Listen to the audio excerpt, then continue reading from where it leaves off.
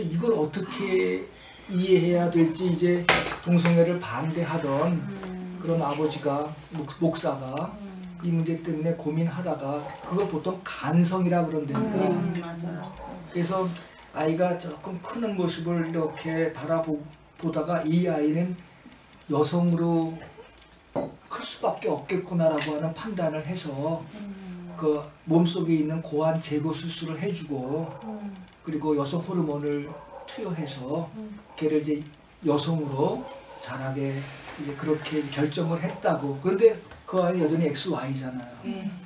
그런 만약에 이런 아이의 존재를 거부한다면 그러면 뭐 막말로 하나님은 그러면 오발탄을 창조하신 거잖아요. 그렇잖아요. 그렇죠. 하나님의 전능하셔서 천지를 창조하신 분인데 이 아이의 존재를 어떻게 이해할 거냐라고 하는 문제가 대두되잖아요. 그러니까 이제 그런 문제들이 지금 굉장히 많이 이제 심지 않게 발생을 하고 있어서 남성으로 태어났지만 그 아이가 여성으로서의 성 정체성을 가지고 살도록 도와주는 것이 그 아이에게 행복한 거다.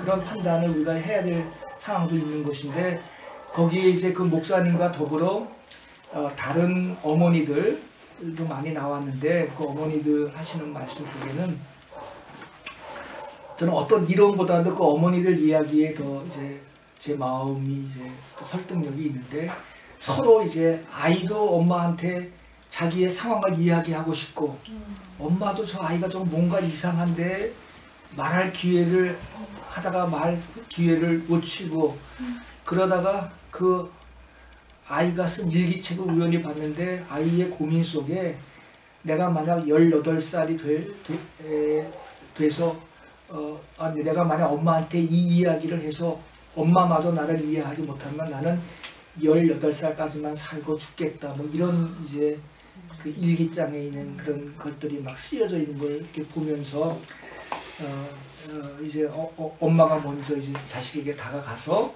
받아주고 또 어떤 부모는 뭐 그 아이를 고치려고 어쨌든 그걸 질병으로 보는 경우가 많잖아요. 그걸 고치려고 뭐 별 수단을 다 했는데 그것이 이제 안 되는데 그런 상황을 보고서 그 아이가 원하는 성 정체성을 인정해 주니까 그렇게 그 아이도 행복했고 자기들도 문제가 없게 되었다는 이야기를 하는데 제가 진짜 말씀드리려고 하는 거는 명동 가톨릭 성당에서 그 이재민 신부님이라고 저랑 친한 친구 신부님이 있는데 매튜 폭스라고 하는 우리는 보통 기독교 하면 오리지널 시인의 종교라고 생각하잖아요. 원죄. 이게 기독교 교리 중에 핵심인데 원죄의 교리가 아니라 그분 오리지널 블레싱 기독교라고 하는 것은 원복의 종교지 원죄의 종교가 아니다 이렇게 말하는 가톨릭의 유명한 신학자거든요. 오리지널 블레싱. 근데 그날도 이제 그 외국의 학자가 오니까 이제 그 지지던 신부님이 제가 이제 그분 책도 번역한 것도 있고 하니까 이제 오라고 그래서 가서 공부를 쭉 이제 강의를 들었는데 강의는 별 내용이 없었어요. 뭐 다 아는 이야기인데 근데 갑자기 어떤 다 청중들은 신부 수녀들밖에 없었고요. 근데 어떤 젊은 청년이 손을 들고 그 매튜 폭스 신부한테 이렇게 질문하는 거예요. 나는 카톨릭 신자로서 게이입니다. 내가 나를 어떻게 이해하면 좋겠습니까? 그러니까 막 수근수근거리고 막 난리가 났죠. 그런 자리에서 매튜 폭스 신부니까 That's good question이라고 그러면서 그런 질문해서 고맙다고 이야기하면서 오늘 우리 시대의 동성애 문제는 종교의 문제가 아니고 과학의 문제다. 일단 천동설, 지동설처럼 과거에는 천동설이 종교적으로 지지를 받았지만 지동설이 과학으로 밝혀진 것처럼 이 문제는 종교의 문제이기 전에 과학의 문제다. 예, 이렇게 이야기하면서 이 오리지널 블레싱을 말하는 학자니까 이 자연계에는 동성애 성향을 지니고 있는 사람도 그렇고 동물도 그렇고 식물도 그렇고 일정 비율로 동성애 성향의 그 생명체들이 자연계 존재한다. 있는 그대로 그들의 역할은 아름답고 선하고 귀하다. 그런데 우리 기독교인들이 성경 안에 있는 어디 무슨 구절에 있다는 그런 이유를 가지고 그 사람들을 자꾸 부정적으로 보니까 그 사람들이 자꾸만 어둠 속으로 숨는다. 그래서 그들이 너희들의 기독교인들의 잘못된 편협된 시각으로 말미암아 그들이 더욱 나빠지는 것이기 때문에 진짜 나쁜 사람들은 너희 기독교인들이다. 당신은 절대로 나쁘지 않다. 그렇게 설명을 하더라고요. 그렇게 매튜 폭스라고 하는 가톨릭 신부가 그렇게 설명을 하면서 동성애 자체는 그거는 하나님의 창조 질서 안에서 선하고 아름답고 귀한 역할을 한다. 그거 자체가 나쁘다고 보는 거는 잘못이다. 그걸 나쁘게 만드는 종교들이 있다. 그 종교들이 그런 일을 하면 안 된다. 그래서 심지어 어떤 사람은 10% 정도까지도 그런 성향을 이렇게 말하는 부분도 있다. 뭐 그런 얘기 이렇게 하더라고요. 그래서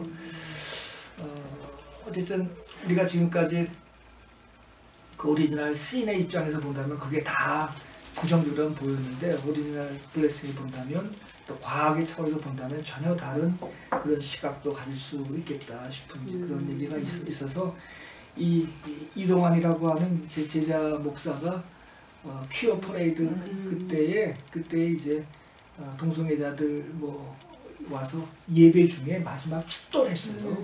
하나님 이들을 하나님의 품에 보여주시고 이들이 어렵지만 이들이 꿋꿋하게 자기들의 성 정체성을 잘 갖고 살게 해달라고 그렇게 기도를 한 것을 이제 교단이 문제 삼아가지고 종교 재판을 벌여서 그렇게 했는데 이 동전을 모은다고 하는 광고를 하니까 성소수자 모임 어머니 대표들이 저한테 전화를 하면서 자기들도 적극 돕겠다고 그렇게 감사하다고 그렇게 또 연락을 주셨더라고요. 그래서 그 EBS 방송에서 그 어머니들이 직접 나와가지고 자기의 자녀들과 더불어 처음 커밍아웃한 순간들의 이야기를 하는데 너무나 구구절절 절실하고 그런 모습을 보면서 어떤 뭐 이론적인 것보다 우리 더 실제로 우리가 XY, XX가 지금까지는 남성과 여성을 구별하는 염색체잖아요. 그런데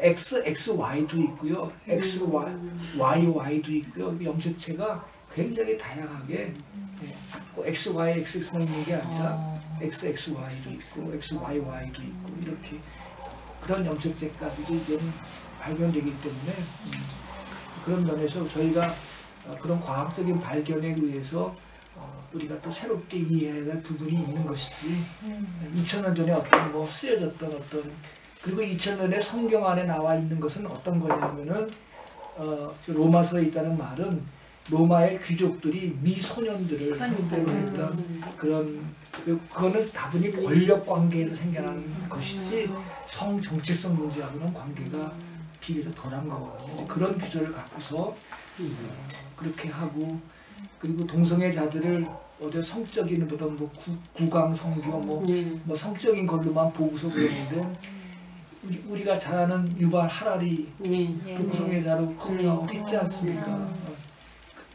우리가 그동안에 커밍아웃 안 해서 그렇지 얼마나 많은 사람들이 창조적인 역할을 하는 사람들이 그런 분들이 많았는데 그걸 그렇게 부정적으로 보고 정죄하고 더구나 이렇게 간성으로 태어난 아이 그런 아이들이 있는데 전통적인 도식만 갖고 이야기하면 그건 또 인간을 굉장히 부자유하게 만들고 억압하는 부실이 되지 않겠나 싶어서 이 동전 모으기를 해서 그렇게 한번 교단에 저항하는 거죠 이걸로. 그렇게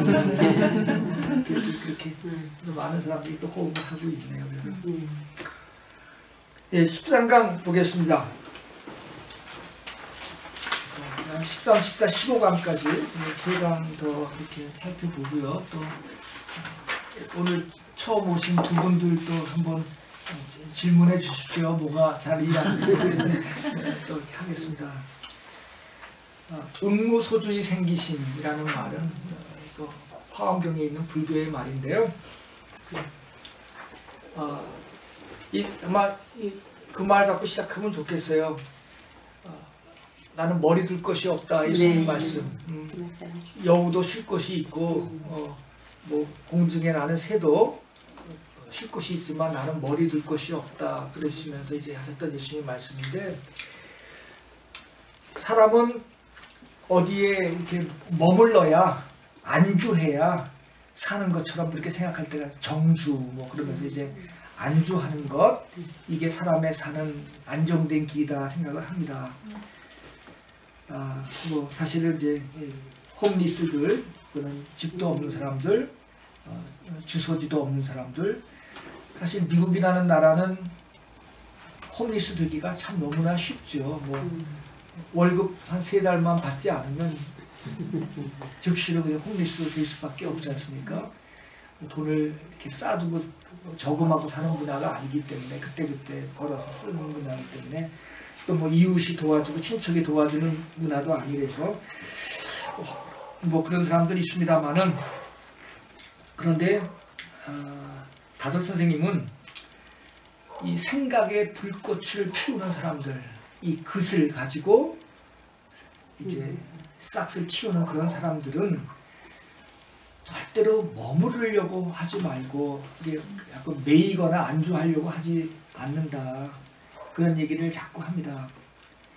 여러분들 도마복음 아시는지 모르겠습니다만은, 도마복음에 보면 이제 도마복음이라고 하는 것이 지금은 뭐 외경이 됐고 뭐 이단적인 복음서가 됐지만, 그 로마의 기독교가 로마의 종교가 되기 전까지는 도마서라고 하는 것도 같이 공존하는 성경 중에 하나였거든요. 그러니까 도마복음서가 있다는 말은 도마복음서를 경전으로 여기는 공동체가 있다는 뜻이거든요. 도마 공동체가 있었어요. 근데 이제 도마 공동체는 어떤 특징인가 하면, 여러분들 성경에 보면 99마리 양이 있는데 한 마리 양이 나갔잖아요. 그러면 그 한 마리 양을 죄인으로 취급하고 그 한 마리 죄인된 양을 데리고 오려고 하는 게 이제 성경에, 우리가 알고 있는 성경의 이야기인데, 도마복음서는 정반대로 이야기해요. 차라리 한 마리 잃은 양이 되라. 도마복음서의 메시지가 그래요. 차라리. 이건 어떤 배경을 말하고 있는가 하면, 당시의 종교가 벌써 제도화되고 교권화되고 사람을 옥조이고 얽매이려고 하는 그런 풍토 속에서 도마복음은 차라리 그 틀에서 나가라. 나가서 차라리 잃어버린 한 마리 양이 되라. 자유로운 존재가 되라. 머무르려고 하지 말아라. 이 메시지를 주고 있는 게, 도마복음이 이런 말이 있다고 하는 거는 그 당시 종교가 벌써 얼마나 교권화되고 제도화되고 사람을 옥조이는 그런 상태에 있었는가를 우리가 반증해주는 그런 부분이 있죠. 그래서 뭐 도마복음만 다 옳다 그러다가 아니라 이미 그런 세태를 반영하는 그런 그룹들, 뭐 요즘으로 말하면 아나키스트 같은 그런 사람들이겠죠. 어떤 구애 없이 살려고 하는. 그래서 어떤 생각의 불꽃이 피는 사람은 어느 한 곳에 머무르려고 하지 않는다. 이 세상에 이 자유를 갖고 사는 사람은 이 세상이 온통 자기가 머물 곳이지 어떤 특정한 곳이 자기의 자리가 아니다. 거칠 것이 없는 거다, 한마디로 말하면. 그러니까 머물지 않는다는 말은, 안정하지 않는다는 말은 어디를 내놔도 거칠 것이 없는 그런 삶을 사는 것이다. 두려움이 없는 삶이죠, 한마디로 말하면. 그렇죠? 머물지 않는다. 두려움이 없다. 우리의 거처가 다 우주다. 우리의 거처가 다 우주다. 우리가 우주 안에 있는 것이지 우주의 어떤 특정 부분을 내 것이다, 네 것이다 그렇게 이야기할 수 없는 거라 말이죠. 들의 백합화와 공중 나는 새를 보라. 그래서 정말 자유한 자의 모습, 그리고 이제 그스로 기스를 만들어내는 삶이라고 하는 건 뭐냐면, 지금 여기와 접촉하는 것, 이것이 모든 것이야. 지금 여기밖에는 없어. 우리 인생에 지금 여기밖에 없어. 근데 우리는 지금 여기라고 하는 거를 자꾸만 잃어버리고 흔히 하는 말로 지금 여기에 있으면서 어제 거를 걱정하고 지금 여기에 있으면서 내일 것을 미리 염려하고 지금 여기를 제대로 옳게 살아본 경험을 잘 못하고 살았어요. 지금까지. 지금 여기와 접촉하며 살아가는 게 제일 중요하고 이것 외에 확실한 것은 아무것도 없는데 어제 때문에 지금 못 살고 내일 때문에 오늘을 못 사는 그런 것이 우리들의 다반사가 된단 말이죠. 그래서 지금 여기와 접촉하며 사는 것이 가장 소중한 일인데 가원찍기라는 말은 지금 여기를 최고로 만드는 거다 말이죠. 그래서 그랬잖아요. 지금 가고 가는 세월 속에 오고 오는 세월 속에 자기의 점을 마음에 확 찍어서 그 시간과 공간을 전혀 다른 공간으로 만들어내는 거란 말이죠. 그게 영원이고 영생이고 그런 일인데 그러려면 우리가 자꾸 어느 한 곳에 머물려고 하거나 자꾸만 무엇을 모으려고 하거나 그렇게 하면 절대로 우리들은 가원찍기 점심을 찍을 수가 없는 존재들이다. 그건 불가능하다. 어디에 머무르지 않고 어떻게 줄곧 나갈 수 있겠는가? 다시 말하면 시간과 공간 속에서 자기를 축으로 삼아라. 이걸 다덕 선생님도 그렇고 유교에서 인극이라고 태극이 있으면 사람 속에서도 한 극이 있다. 인극이다. 자기를 시간과 공간의 축으로 삼아라. 축이라고 하는 말은 축이라는 말은 결국 뭐냐면은 이런 얘기죠. 이렇게 큰 공을 돌 때 지렛대를 놓고서 이걸 들으면 큰 것도 움직이지 않습니까? 요게 축이라고 그러죠. 그러니까 자기 자신을 시간과 공간의 축으로 한번 삼아봐라. 다성에게는 인간이라고 하는 존재가 너무나 평등할 뿐만 아니라 위대한 존재라고 하는 그런 존재론적인 자각이 있기 때문에 한번 네가 시간과 공간의 축이 돼봐라. 바로 예수께서 나는 길이요 진리요 생명이다 라고 했을 때 그 예수만 그렇게 말할 수 있는 게 아니고 오늘 우리 모두가 다 그렇게 말할 수 있다. 뭐 우리가 사이비 종교의 뭐 교주가 되라고 하는 말이 아니라 내가 바로 길이고 진리고 생명이 되시죠. 내가 그것을 가지고 살아가는 한 이 내 몸뚱아리 거죽이 그런 게 아니라 내 속에 저 하나로부터 이어져 내려온 내 안에 있는 그것이 바로 진리고 생명이고 그게 바로 우주이기 때문에 그런 자의식 가지고 우리가 한번 살아보자. 그렇게 시시한 존재가 아니다.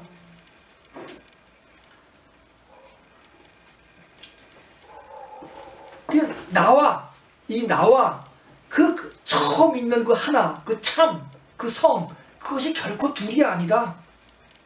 이 자각은 예수만 할 수 있는 게 아니고 다성만 할 수 있는 게 아니고 오늘 우리도 다 할 수 있다. 나와 참, 성, 진리, 그건 둘이 아니다. 없이 계신 이가 어디 있느냐? 내 안에 있다. 본래적인 하나인 그분이 어디 있느냐? 내 안에 있다. 그래서 그 내 안에 있는 그 것을 가지고 우리가 할 일은 계속 나가는 거야. 계속 나가는 거야. 나다 하면서 나라 하면서 계속 그걸 하는 것이 우리들이 살아가는 인생의 목적이다. 그래서 어떻게 하든지 여기 불교에서는 그걸 뭐라고 말하느냐? 응무소주의 생기심. 마음을 어디에 붙잡히지 말고 계속 나가라. 머무르지 말아라. 마음을 어디에 붙잡히지 말아라. 계속 나가라. 이게 응무소주의 생기심이 불교적인 용어라면 주일무적, 이거는 정의천이라고 하는 성리학자가 한 말인데, 주일무적이라는 것은 우리가 하나에 사로잡히면 그러니까 이것저것에 사로잡히지 말고 큰 하나에 사로잡히면 우리에게 거칠 것이 없다. 이 주일무적이라는 말이에요. 저는 이 말을 굉장히 좋아합니다. 주일무적. 불교적으로 말하면 응무소주의 생기심. 마음을 어디에 붙잡히지 말아라. 이게 이제 하지 말라는 표현으로 응무소주의 생기심이 되어 있고, 유교 성리학에서는 어떻게 되냐면 큰 하나에 붙잡혀라. 큰 하나에 붙잡혀라. 그러면 우리는 무적, 거칠 것이 하나도 없다. 이런 거죠. 그래서 어거스틴도 하나님만을 사랑해라. 그리고는 뭐든지 다 해도 된다. 어거스틴도 그렇게 말했죠. 우리의 방향만 오르면 우리가 무엇을 해도 우리는 아무런 상관이 없다. 이게 다 소통되는 그런 말이죠. 어떻게 우리가 큰 하나와 더불어, 그 하나님이죠. 큰 하나와 더불어 예수도 하나가 되신 분이야. 큰 하나와 더불어 어떻게 하나가 됐느냐? 내 뜻대로 마옵시고 하늘 뜻대로 하옵소서. 자기 뜻을 버려 하늘 뜻과 하나가 된 분이 바로 예수야. 그러니까 다섯에게는 예수님도 우리와 똑같은 존재야. 그것을 가지고 이어 내려오신 분이고, 우리도 이어 그 똑같은 분인데, 그분이 왜 우리에게 그리스도가 되었나? 자기 뜻을 버려서 계속 나가서 큰 하나와 더불어 일치했어. 그게 바로 십자가야. 그렇죠? 그게 바로 십자가를 지신 거야. 그렇기 때문에 그분이 우리들의 그리스도가 되었고, 우리가 가야 될 길을 그분이 만들어 주신 것이다. 큰 하나와 더불어 하나 되었던 예수. 그래서 그 예수처럼 우리도 그런 길을 걸으면 좋겠다. 그러려면 천상병 시인의 말처럼 이 세상은 우리가 소통하는 것이다. 머무는 곳이 아니고 안주하는 것이 아니고 여기에 모든 것처럼 다 그런 게 아니고, 우리는 계속 나가는 인생. 어제보다는 오늘이, 오늘보다는 내일이 나가마, 나다라고 하는 이야기를 거듭하면서 살아가는 인생. 그래서 응무소질이 생기고, 가능하면 어떤 것도 마음을 붙잡히지 말아라. 오늘 우리들 마음을 붙잡고 있는 게 뭔가, 그런 거듭없이 이제 우리 그분의 정치적인 색깔은 조금 좀 마음에 안 들지만, 그 영혼과 사랑의 대화를 저희가 중고등학교 시절에 읽었죠. 김영석 씨. 김영석 씨. 예, 그분의 이제 100세를 살아보니라고 하는 책 읽어보면, 인생에서 가장 좋았던 때를 그분은 65세 전후로 10년간을 그렇게 꼽았어요. 그래서 왜 가장 좋은가를 물어봤죠. 왜 40대도 좋고 50대도 좋은데 왜 65세 전후의 10년간이 인생의 황금기다. 지금 100세가 다 된 분이 자기 인생의 황금기를 65세 전후로, 꼭 제 나이 때거든요. 왜 그랬더니 비로소 그때 자유로워졌다라는 이야기를 하시더라고요. 비로소 그때 자유로워졌다. 그러니까 한마디로 말하면 욕심이 줄어들었다. 욕심이 줄어들었다. 이제 그렇게 이야기를 하시더라고요. 그래서 그 말이 일리가 있다. 사람이 모을 때가 있으면 또 이렇게 펼 때도 있는 것이고, 줄 때가 있으면 펼 때도 있는 것인데, 때가 되면 그렇게 사는 것이 좋겠다. 그래서 자유라고 하는 것이 얼마나 좋은가. 그래서 그런 느낌들을 이렇게 받습니다. 그래서 우리가 메인 바 없이 살면, 다른 말로 하면 더 큰 것을 한번 메어 보면 얼마나 자유한가. 이런 자유, 무에 거칠 것 없는 이런 삶을 한번 인생에서 살아보는 것. 그래서 우리가 좋아하는 최한태 목사님은 자유혼이라는 말을 썼죠. 자유혼. 내가 너희를 자유케 했으니 다시는 종의 멍에를 매지 마라. 갈라디아서 5장 1절. 제가 또 좋아하는 성경 말씀인데, 너희를 한번 자유케 했으니 다시는 종의 멍에 매지를 말라. 어떤 면에서 오늘 우리 시대의 이 중독이라고 하는 것, 이게 우리의 자유를 방해하는 것이고, 오늘 우리 시대의 새로운 의미의 죄 같아요. 중독이라는 게. 컴퓨터에 중독이 될 수 있고, 어떤 사람에게는 성에 중독이 될 수 있고, 어떤 사람에게는 또 돈에 중독이 될 수 있고, 또 일에 중독이 될 수 있고, 이 중독이 된다고 하는 것, 그러니까 자기 의지로 할 수 없는 것이 되어버리잖아요. 그거에 노예가 되는 거잖아요. 그렇게 되면 이제 자유할 수 없는 것이고, 그렇게 되면 이제 불행하게 되는 거죠. 그래서 이렇게 요즘에 이제 그 컴퓨터 공학자들이 뇌과학자라고 연구하는 거 보면 이렇게 컴퓨터를 많이 하면 할수록 하면 인간의 뇌가 어떻게 되냐면 파충류의 뇌가 된다. 어제 보셨죠? 파충류의 뇌. 그러니까 진보하는 게 아니고 퇴보하는 거예요. 중독이라고 하는 것이 인간을 갖다가 자유하지 못하게 만드는 거잖아요. 그렇게 되면 인간의 전두엽에서 자꾸 이 전두엽의 그 활성적인 역할이 나타나지 않고 그 반대인 파충류, 우리 몸에도 파충류가 있잖아요. 있잖아요. 진화의 과정 속에서 파충류도 있고 다 있는 건데 그 파충류의 뇌 부분이 활성화되어 가지고 아주 너와 나를 가르고 혐오하고 배타하고 그런 의식만 생긴다는 거예요. 그러니까 전두엽의 뇌로 사람들이 좀 퇴화할 수 있다라고 보는 거죠. 그러니까 이 자유라고 하는 것, 이것이 아마 인간의 몸과 굉장히 밀접한데요. 지금 제가 아는 스님 한 분이 미산 스님이라고 아세요?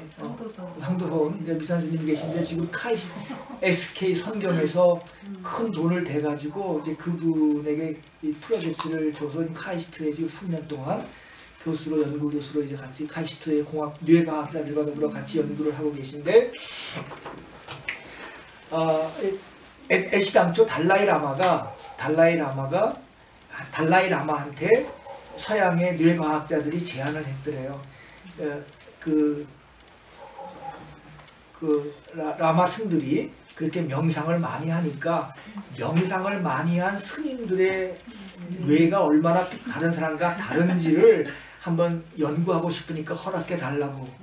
처음에 달라이 라마가 이거 혹시 아무런 차이도 없으면 어떻게 될까? 그런 뭐 나름대로 또 괜히 했다가 또 뭐 아무것도 아니네 뭐 이러면 또 걱정이잖아요. 그래갖고 처음에 자신이 없어가지고 걱정을 많이 하다가 나중에 이제 허락을 했대요. 그런데 뇌과학자들이 5,000시간 명상한 사람, 10,000시간 명상한 사람, 이런 명상한 사람들의 뇌를 조사하니까 일반 사람과는 다른 부분이 굉장히 많이 활성화된 것들이 이제 과학적으로 입증이 됐어요.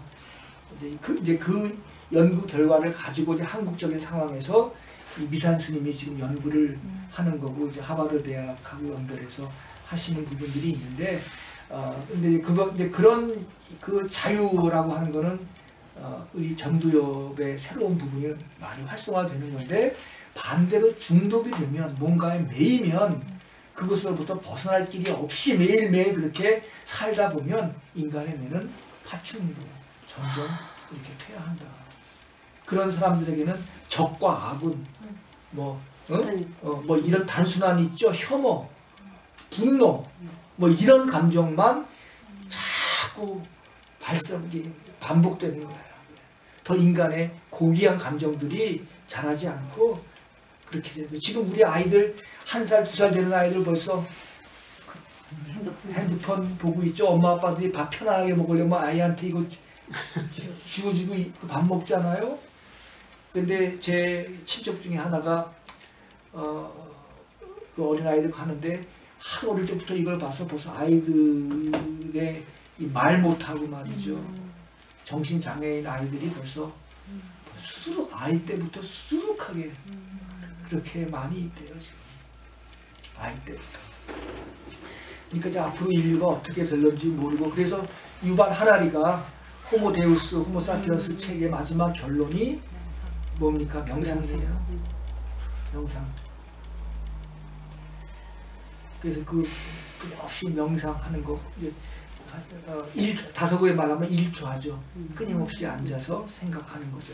그게 이제 얼마나 중요한가. 그 생각하는 것이 인간을 자유로 이끄는 거죠. 몸에 매이는 것을 벗게 하는 거죠. 오늘 우리 식으로 말하면 중독. 뭐에든지 중독. 되는 현실에 대한 그런 성찰이 아니겠는가 싶습니다. 그런 점에서 너무나 그냥 대면이냐 비대면이냐 뭐 그런 것 때문에 갈등을 많이 했지만 예배를 드릴 수 있도록 기회를 만들어주는 사람들만큼 좋은 사람이 없다고 생각을 해요. 예배를 드릴 수 있도록 그 장을 마련해주는 역할이 굉장히 중요한 일이다. 우리가 아는 듯이 보통 우리가 그런 말을 합니다. 안식일이 우리가 안식일을 지키는 게 아니라 안식일이 우리를 지켜준다. 그런 말을 많이 합니다. 그 말이 무슨 말인가 하면 안식일이라는 게 없을 때는 사람들이 계속해서 일하고 그냥 자기 자신을 목적으로 이렇게 사는데 안식일 때문에 어쨌든 쉬잖아요. 그렇죠? 내가 안식일을 지키는 것 같지만 사실은 안식일이 내 삶을 지켜주는 거예요. 그런 의미에서 안식일이 우리를 위해 있는 거죠. 우리가 안식일을 위해 있는 게 아니라 그런 의미에서 이제 종교가 나름대로 필요하고 우리 달려가는 인간을 이제 멈춰 세우는 거거든요. 한마디로 보면 멈춰라. 계속 달리기만 하지 말고 멈춰라. 그렇게 하는 거기 때문에 예배라고 하는 건 굉장히 중요한 일입니다. 요새 이제 줌 예배를 저도 드리는데 줌 예배를 드리니까 주일날 아침이면 미국이 토요일날 저녁이에요. 그래갖고 주일 예배를 준비하는 제자 목사들 수십 명이 줌 예배 들어와서 같이 예배를 드려요. 그래서 같이 우리는 토론식으로 예배를 드리니까 뭐 서로 좋은 얘기도 많이 듣고 평상시 전혀 만날 수 없는 친구들이 줌으로 만나니까 이게 성령의 역사인가 뭐 이런 느낌도 들고요. 그래서 줌 예배로 시공간을 초월해서 예배를 드리는데 어쨌든 예배를 준비한다고 하는 것은 굉장히 중요합니다. 그래서 이제 이 유교에서는 우리 전통에서는 옛날에는 제사라 우리들에게 예배는 제사인데 제사 중에서 가장 큰 제사를 체제사라고 해요. 체제사는 뭐냐면은 왕만이 임금만이 드릴 수 있는 제사예요. 보통 일반 사람들은 3대나 5대나 그 자기 조상 제사만 지낼 수 있지만 임금만이 하늘의 제사를 지낼 수 있는 거예요. 하늘의 제사를 아무나 못 지냈어요. 임금만이 지냈어요. 어떤 면에서 그것은 이제 임금이 자기의 권위를 독점하기 위한 것일 수도 있죠. 왜 임금이 하늘의 제사를 지내서 비가 왔다 하면 결국 누가 높아지니까 임금이 권위가 높아지는 거죠. 그러니까 임금이 이제 백성들에게 자기의 어떤 정치적인 권력을 독점하기 위해서 하늘의 제사를 어떤 면에서 자기가 독점하는 거죠. 백성들에게는 제사를 절대 못 지나게 했어요. 그거 지내면 역적이 되어버렸습니다. 그래서 그 제사를 체제사라고 그러는데 그걸 좋은 의미로 이제 하면 이 체제사 이거는 뭐냐? 하늘에게 드리는 제사는 뭐냐? 임금이 왜 다석이 이승만에게 그래 자기 양자 드린 것 같고 그렇게 축하할 일이냐? 지가 자기를 낳는 일에는 그렇게 등한시하고 독재하고 그러면서 자기 양자 구하는 일이 그렇게 좋다고 온갖 신문 떠올리느냐?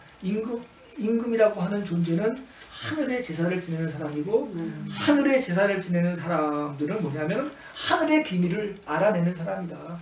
하늘의 계시를 받는 사람이지 않느냐. 예? 그래서 제사를 옳게 지내는 사람은 하늘의 비밀을 발견할 수 있다. 그러니까 제사라고 하는 말, 체제사라는 말. 근데 유교는 이 하늘에 지내는 제사를 잃어버렸어요.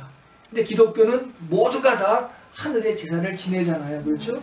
그런 점에서 다석은 이제 그런데 기독교는 반면에 조상들에 대한 고마움을 잃어버렸어. 유교는 하늘을 잃어버렸고 기독교는 조상을 잃어버렸어. 하늘만 알지. 이거 다 잘못이라는 거지. 그래서 기독교는 무만 알고 유는 모르고 유교는 유만 알고 무는 모르고 이런 의미가 되었다고 보면서 서로 문제가 있다고 보는데 어쨌든 정말 제사를 지내는 것은 하늘의 체제에서 큰 제사를 지내는 건데 이제 그 제사는 우리 모두가 다 지나게 되는 거죠. 우리 모두가 다 임금이 됐고 왕이 됐고 왜 하늘의 그슬을 가졌어요? 다 천자야 우리 모두가. 유교적으로 말하면 우리 모두가 천자고 기독교로 말하면 다 예수가 되는 거예요. 우리 모두가 다 예외 없이 그것을 인정받았기 때문에. 그래서 근데 그 제사의 목적이라고 하는 거는 뭐냐? 한마디로 말하면 맨 처음을 찾는 일이에요. 여러분들 성경에 보면 그 예수님의 족보가 두 군데 나오죠. 어디 나옵니까? 마태복음하고 예수의 족보가 나오는 두 군데가 있습니다. 마태복음에 지루할 정도로 마태복음에 족보가 나오고 또 한 군데 어디 나오죠? 누가복음에 나옵니다. 그런데 마태복음의 족보와 누가복음의 족보의 차이는 뭐예요? 마태복음은 위에서부터 아래로 나오고 누가복음에서는 아래로부터 아담이고 맨 끝은 하나님이었다가 이렇게 이제 아래로부터 위로 나오는 그 순서가 역전이 되는데, 그런데 한 말씀 더 드리면 마태복음에 나오는 족보 가운데 여성들 그 당시 상황에서는 정말 그 거론하기조차 어려운, 가부장 체제 속에서는 거론하기조차 어려운 4-5명의 여성의 이름이 나와요. 예수의 족보 속에. 그 참 아주 그게 또 신비한 거예요. 그러니까 가부장 체제 속에서 다 누가 누구를 낳고 다 남자들만 이야기 나오는데 여성들 몇 명이 나오는데 그 여성들이 당대의 통령으로 봐서는 윤리적으로 정말 문제가 많은 여성들의 거기에 족보가 나오는 거예요. 제일 먼저 누가 나옵니까? 다말. 시아버지를 속이고, 그렇죠? 자기의 생존을 위해서 시아버지와 관계를 맺었던 다말이라는 여성이 나오죠. 그 당시 가부장적인 사회에서 그 이름은 지워버리고 싶은 이름일 텐데 그 이름이 명시가 되어 있죠. 마태복음에. 그리고 또 하나 누굽니까? 룻이죠. 룻은 이방 여인이에요. 그 당시 유대 여자도 낄 수 없는데 이방 여자가 꼈죠. 또 하나 누굽니까? 그렇죠. 우리아 안에 바세바. 우리아 안에 바세바가 나오죠. 그 다윗 속에서 사실은 남의 아내를 그렇게 다윗이 그렇게 취한 거 아니겠습니까? 그 여인의 이름이 나오죠. 그리고 그런데 이제 이건 또 신학적인 이야기인데 카톨릭 다니시는 분들은 또 화가 나는 이야기일 수도 있는데 이건 신학적으로 토론 가능한 이야기인데 다 틀리는데, 그러면 그 유대 그 마태복음에 나와 있는 그 족보 속에 그 여성들 이름도 다 지워지는 상황인데 여성들 중에서도 그렇게 문제가 많은 여성들의 이름이 거기에 나와 있단 말이죠. 그럼 마태라고 하는 사람은 도대체 무슨 이유로 그런 여성들의 이름을 예수의 족보 속에 집어넣었을까 궁금하지 않으세요? 그러게요. 예수님의 족보 그게 다 거쳐간 연인들로 알고 있어요. 그렇죠. 걱정하는데 아니 구태여 다 남자들만 썼는데 그 여인들 이름을 지워버리고 남자들만 이야기 써도 뭐 족보 이야기 아무 문제 없을 거 아니에요. 그렇죠? 그렇죠? 아무 문제 없어요. 근데 그 여인들이 보통 여인들이 아니고 당시의 통령으로 봤을 때 어마어마한 문제가 되는 그런 여성들이란 말이죠. 그런 여성들의 이름을 그럼에도 불구하고 왜 우리가 썼을까?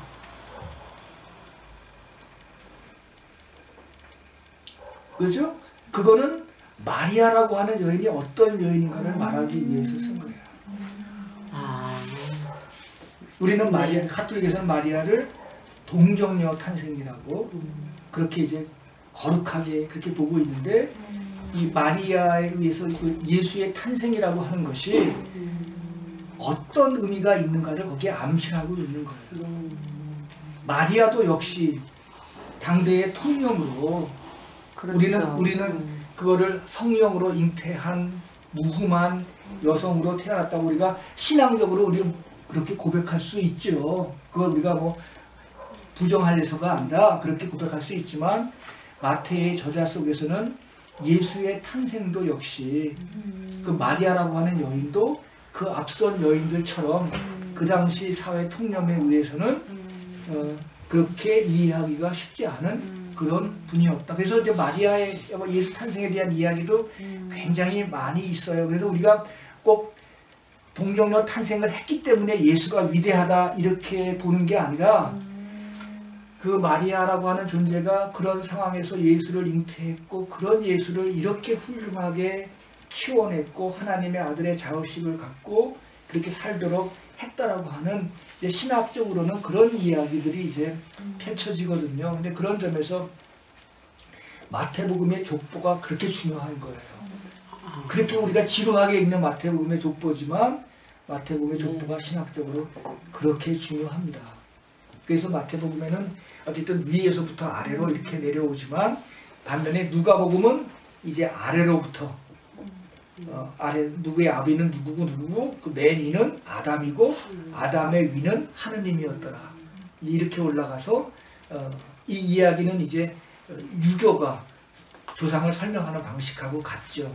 이제 이렇게 설명이 되면서 족보 이야기가 나오는데 결국은 이제 이 족보 이야기의 그 끝은 뭐냐? 다섯은 뭐라고 이야기하는가 하면 인간의 끝은 하늘인데 이 제사라고 하는 거는 뭐냐? 맨 처음을 찾는 일이야. 맨 처음을 찾는 일. 그걸 추원 보본이라고 그래요. 계속해서 멀리 있는 것들을 쭉 따라가서 본래적인 것에 도달하는 거야. 추원 보본이라고 하는데 이게 바로 우리가 드리는 예배예요. 예배라고 하는 거는 끊임없이 처음에 하나를 만나고자 인간이 길을 쓰고 애를 쓰는 겁니다. 그래서 다섯은 예수라는 분은 어떤 분이야? 가장 큰 제사를 지는 분이야. 왜?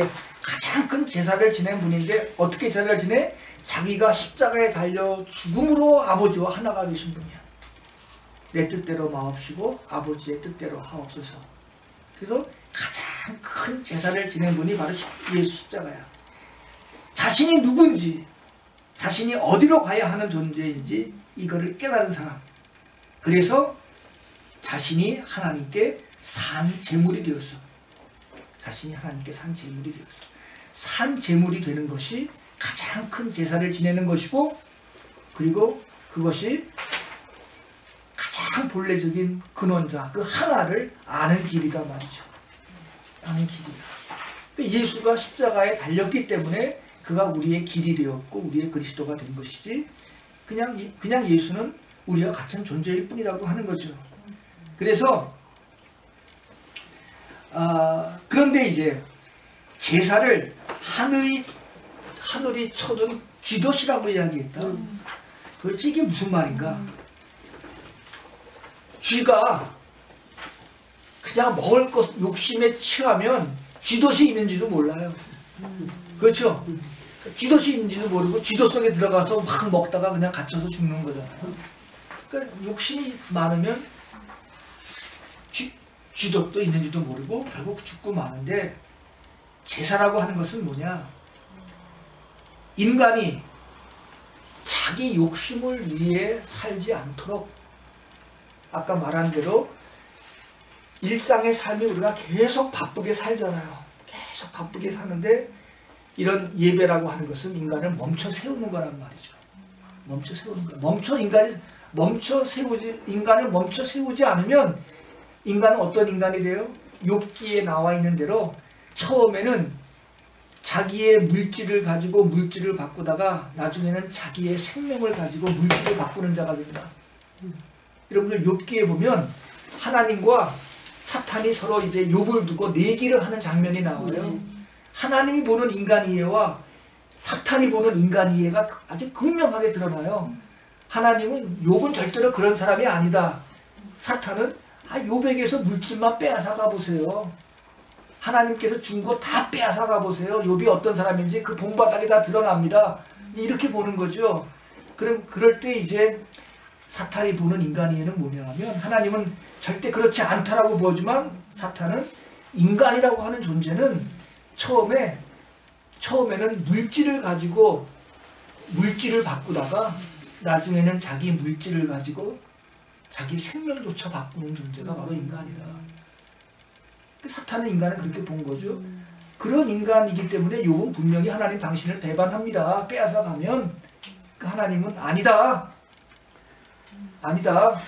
그래서 내기를 한 거 아닙니까? 잔인하지만 욥의 입장에서 보자면 잔인하지만 그러나 하나님과 그 욥 이야기 들어가기 전에 서사시에 하나님과 욥 그 사탄 사이에 그 욥을 두고 욥을 어떻게 볼 거냐에 대한 이야기가 막 나오거든요. 근데 그런 게 바로 인간이죠. 그러니까 우리가 안식일을 지키는 게 아니라 안식일이 우리를 지켜준다. 우리를 멈춰 세운다. 우리가 아는 대로 성경 얘기하고 또 관계시켜서 이야기하면 그 야곱이라고 하는 사람을 우리 알잖아. 야곱과 에서 둘이 쌍둥이로 태어났잖아요. 쌍둥이로 태어났는데 이 야곱이라고 하는 존재는 영특해갖고 배고픈 형의 그 생리적인 욕구를 이용해갖고 팥죽 한 그릇에 장자권을 사갖고 또 아버지를 속여서 축복을 받았고 그리고 도망가갖고는 외삼촌의 집에 가갖고서 모든 재산을 자기 머리를 갖고 다 취한 사람 아닙니까? 그런데 그 야곱에게 늘 문제가 하나 있죠. 모든 걸 다 얻었어요. 영특한 머리를 갖고 모든 걸 다 얻었는데 이제 하나님을 어떻게 만날 거냐, 자기의 아버지를 어떻게 볼 거냐, 자기의 형을 어떻게 만날 거냐, 이 문제가 늘 있는 거잖아요. 그렇죠? 이 문제가 해결이 안 된 거죠. 그러니까 압복강변에 와가지고 자기가 지금까지 얻었던 모든 재산을 다 건너보내고 혼자 지금 멈춰 서 있는 거예요. 압복강변에서. 거기서 하나님의 천사와 씨름을 한다고 되어 있잖아요. 하나님의 천사와 씨름하는 것은 자기의 자아와 씨름하는 거예요. 어떤 면에서 이두와 초자와의 씨름일 수도 있고, 그래서 그 싸움 속에서 환도뼈가 부러져 갖고 쩔뚝거리며 걸었다고 그랬단 말이에요. 그 압복강변을 쩔뚝거리며 건너서 가면서 지금까지는 굉장히 빠르게 달렸죠. 근데 쩔뚝거리며 야곱은 걸으면서 누구를 만나요? 하나님도 만나고 형의 얼굴도 대면하고 그렇게 되는 거죠. 그러면서 야곱의 이름이 이스라엘 이름으로 바뀌어지잖아요. 그러니까 쩔뚝거리며 걸은 야곱, 압복강변에 멈추어 섰던 야곱, 그러면서 쩔뚝거리며 걷게 됐단 말이죠. 진짜 자신과의 싸움을 통해서 하나의 천사한테 졌단 말이죠. 이런 이야기들이 뭐 하나의 신화처럼 이야기들이고 뭐 역사적인 사실은 아닐지라도 얼마든지 우리가 우리 자신과 더불어 씨름하고 싸우면서 뭔가 이전과 이후를 달리 만드는 데 있어서 안식일이라고 하는 것은 우리 인간을 거듭거듭 멈춰 세우는 그런 역할을 우리에게 하는 거예요. 그래서 그런 예배를 준비해 주는 사람이 굉장히 소중한 사람이에요. 그런 예배에 참여한다는 게 굉장히 중요한 일이에요. 우리에게. 그런데 어쨌든 그런 면에서 이 예배라고 하는 것을 여기서 다선생님이 하늘이 쳐준 쥐덫이라고 하는 것은 인간이 욕심에 취해서 쥐도 안에 들어가서 그렇게 죽을 수도 있는 그런 존재들인데 바로 쥐도처럼 인간이 멈추어 서서 쥐도 안으로 빨려 들어가지 않도록 욕망 덩어리가 되지 않도록 인간을 이렇게 멈추어 세우는 것. 그래서 제사라고 하는 것은 그렇게 중요한 일이다. 우리 인간을 멸망으로 죽음으로 이끄는 그런 길이 아니라 인간을 거듭거듭 멈춰 세우는 그런 역할을 한다. 그래서 하늘이 쳐준 쥐덫이다. 이 쥐덫을 소중히 여기라 그런 말이에요. 이 쥐덫에 딱 들어가서 그렇게 죽지 말아라. 전혀 다른 근원적인 하나를 찾는 일, 우리 인간을. 그래서 이것이 바로 안식일은 우리 인간을 위해 있는 것이지 우리가 안식일을 위해 있는 게 종교를 위해 우리가 있는 게 아니라 종교가 바로 우리 자신을 위해 있는 것이다. 라는 이야기를 이제 쥐덫이라는 말로 이렇게 표현하신 것이다. 그렇게 생각을 합니다. 그때 감이 오시는지 모르겠습니다. 네. 하늘이 쳐준 쥐덫이다. 네, 그거에 대해서 저희 그때 모임할 때 약간 의문을 가졌었는데 이해하게 됐습니다. 예. 그리고 이제 15강은 오늘 이제 마지막 또 좋은 질문들 또 부탁을 드리는데 15강은 이제 시간. 여기 보면 이제 시간보다 얇은 게 없다라는 말을 하잖아요. 아주 얇은 얼음처럼 시간을 이제 살아야 된다는 말인데 시간이라고 하는 거는 여기 보면 이제 이제를 사는 것. 그러니까 지금 여기죠. 이제라고 하는 지금 여기. 이제 증자라고 하는 사람의 이야기인데 자기 증자가 이제 자기 제자들에게 이런 고백을 한 모양입니다. 자기 인생은 얇은 얼음을 조심스럽게 밟으면서 살아왔던 것 같다. 자기 인생이 얼마나 얇은 얼음을 밟으면서 길을 걸어간다고 하는 게 얼마나 조심스러운 거겠습니까? 자기 인생은 얇은 얼음을 조심조심 밟으면서 지나간 것 같다. 삶 자체가 참 아슬아슬했다. 이제 그런 이야기를 이제 하면서 증자가 하는 이야기를 갖고 다섯이 이제 시간을 푸는데 시간이라고 하는 게 뭔가 계속해서 그 이야기 하죠. 그래서 그 자기 속에 받은 그 처음 하나로부터 이어 내려온 그 것을 가지고 자기 인생을 살아가는 것, 자기 인생을 살아왔는데 내 인생도 참 아주 얇은 살얼음 얼음을 밟고 살아온 인생 같았다. 다섯도 그렇게 고백하는 거예요. 다섯이니까 뭐 그냥 아무 문제 없이 그냥 그렇게 살았으리라 그렇게 생각할 수 없고 다섯 역시도 이게 참 어려운 일이었죠. 그 표현을 이렇게 하니까 뭐 우리들한테는 더 어려운 일이 되겠죠. 그럼에도 그렇게 내려왔지만 이어져 내려온 하늘의 한 끝자락이 바로 나 자신이다. 이 시간 속에서 이것을 깨달아 아는 것. 시간 속에서 이것을 깨달아 아는 것. 시간이라고 하는 게 얼마나 변화무쌍하고 어제와 오늘이 다르고 오늘과 내일이 다르고 오늘은 이런 인간이고 내일은 또 저런 인간이 되어버리고 오늘은 이런 가면을 쓰고 내일은 저런 가면을 쓰고 이 펄슨이라는 말이 가면을 쓰는 말인 거 다 아시잖아요. 무대에서 연극을 하는 배우들은 다 가면을 썼고 옛날에는 연극을 했잖아요. 그러니까 이런 가면도 쓰고 저런 가면도 쓰고 그렇게 살아가는 거죠. 시간 속에서 그렇게 우리가 살고 있는데 바로 이 시간 속에서 마음에 점을 찍는 것, 이것이 정말 중요하다. 그래서 예수라고 하는 분은 다시 말씀하지만은 예수라고 하는 사람은 자신의 첫 끝을 믿고 그리고 그 첫 끝을 가지고 자기의 끝을 이룬 사람이다. 제 끝을 가지고 자신의 끝을 이룬 사람이다. 이게 바로 예수다.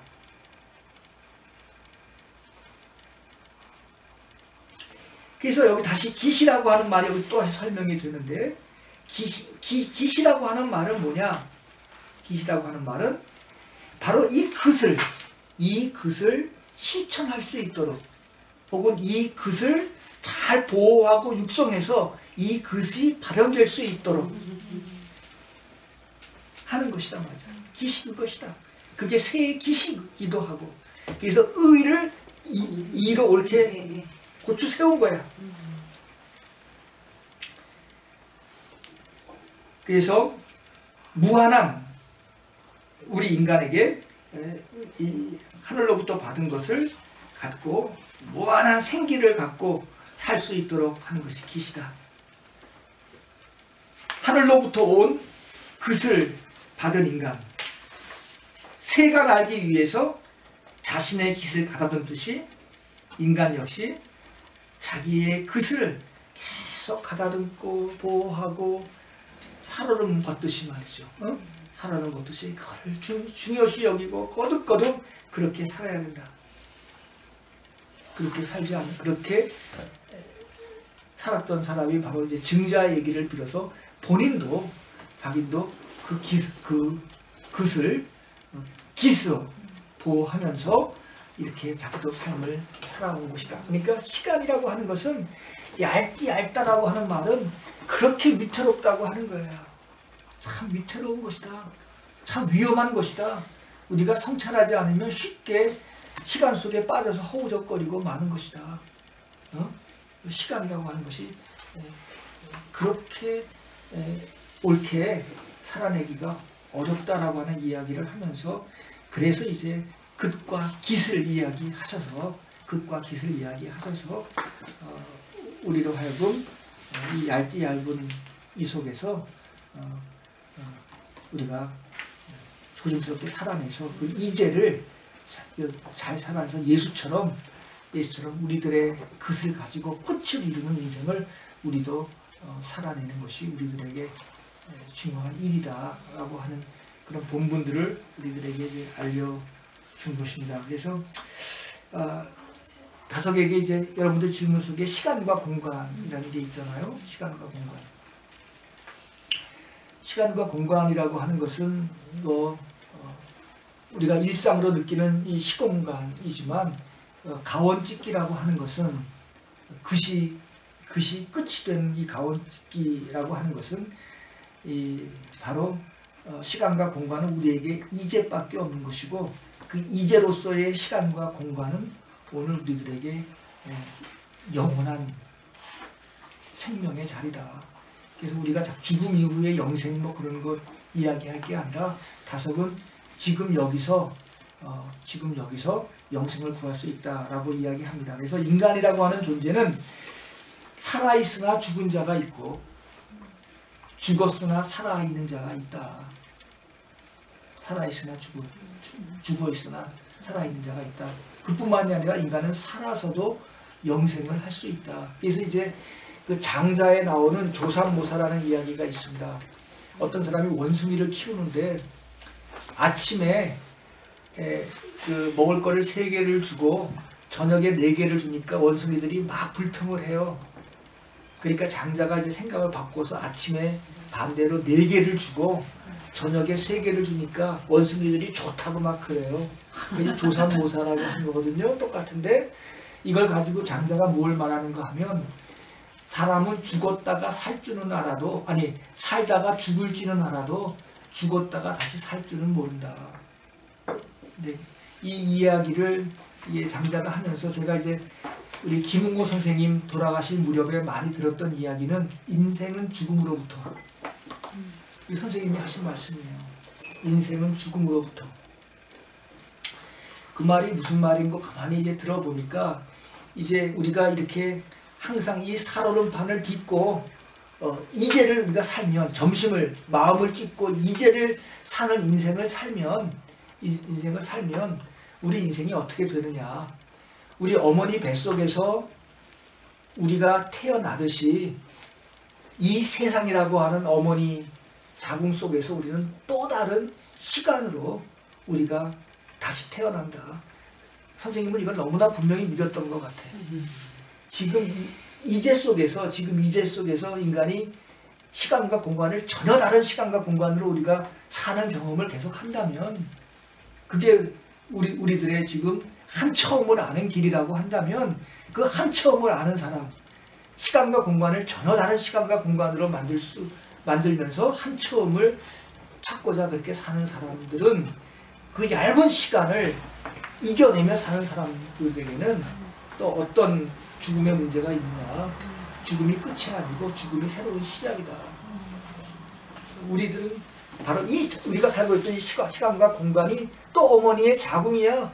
죽었다고 한다면 이 어머니의 자궁으로부터 우리가 세상에 나온 것은 그 아이에게는 죽음이자 또 생명 아니겠어요? 그렇죠? 어머니로부터 나온 아이는 어머니 뱃속에서 뛰어났기 때문에 죽음이자 탯줄을 끄는 거 아닙니까? 그러니까 죽음이죠. 그 어머니의 몸과 관계에서는 죽음이지만 새롭게 태어나는 것처럼 이 시간과 공간 속에서 우리들은 전혀 다른 시간과 공간으로 우리가 다시 태어날 수 있다.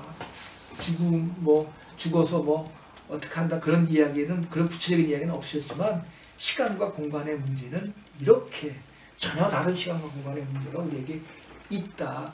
그래서 물리학에서도 4차원, 5차원 이야기가 있는 거 아니겠는가 그렇게 말하시면서 돌아가신 무렵에 인생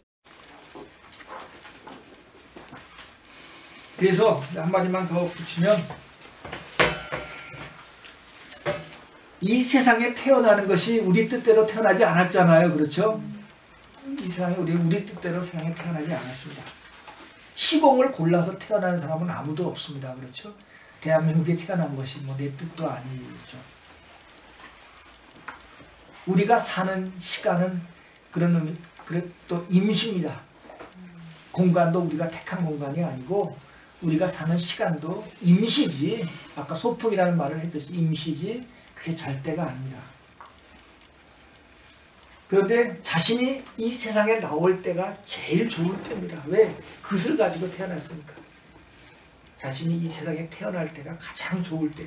다소 그렇게 말합니다. 오리지널 블레싱도 이런 블레싱이 없죠. 자신이 이 세상에 태어날 때가 가장 좋을 때입니다. 요선 시대보다 더 좋고 아담과 하와의 뭐 에덴 동산보다도 더 좋은 때입니다. 자기가 태어날 때가 이 세상에서 가장 좋은 때야.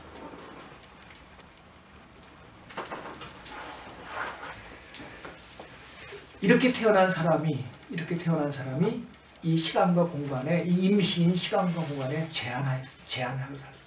아까 음무소주의 생기시고 주일무죠. 매일 필요가 없다. 임시로서의 시간은 가장 얇어. 임시로서의 시간은 가장 얇은 시간이야. 그 임시로서의 시간, 얇은 시간, 우리에게 유혹도 많고 우리에게 고통 주시는 이 얇은 시간을 조심조심 밟고 건너야 된다. 그러면 이 얇은 얼음, 이거 바로 이제 이 의자 땅이잖아요. 그거를 잘 건너면 우리는 이제 의가 아니라 이가 돼서 이로 뚝 솟아서 전혀 다른 시간과 공간 속에서 우리들의 인생이 다시 시작될 수 있다.